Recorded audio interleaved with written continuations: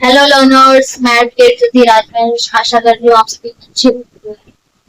आज हम डिस्कस करने वाले हैं एग्जीक्यूशन पिटीशन। चलिए समझते हैं कि एग्जीक्यूशन पिटीशन क्या होती है। कोर्ट कोई डिग्री पास करता है तो उसको इन्फोर्स कराने के लिए एक पिटीशन फाइल की जाती है जिसे एग्जीक्यूशन पिटीशन कहते हैं। चलिए समझते हैं कि अब एग्जीक्यूशन पिटीशन फाइल कौन करता है।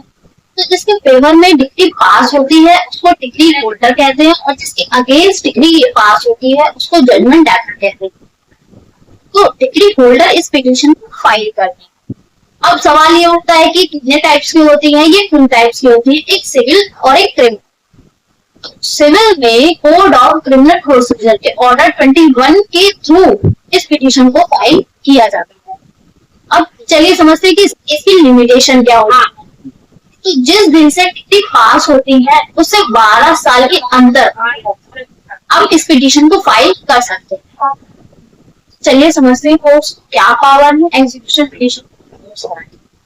So first of all court एक वारंट ऑफ अटैचमेंट इशू कर सकता है जिसमें जजमेंट डेटर्स की मूवेबल और इनमूवेबल प्रॉपर्टी दोनों ही इंक्लूड होती हैं और उनकी सैलरी भी इंक्रीज कर सकता है। वारंट ऑफ अरेस्ट भी इशू कर सकता है जिसमें जजमेंट डेटर अगर डिग्री का पालन नहीं करता तो उसको जेल भी जाना पड़ सकता है।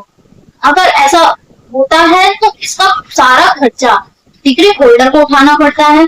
सिविल पिटीशन में कोर्ट्स को लिमिटेड पावर्स होती हैं जिसमें वो कभी भी किसी भी महिला को जेल नहीं भेज सकते।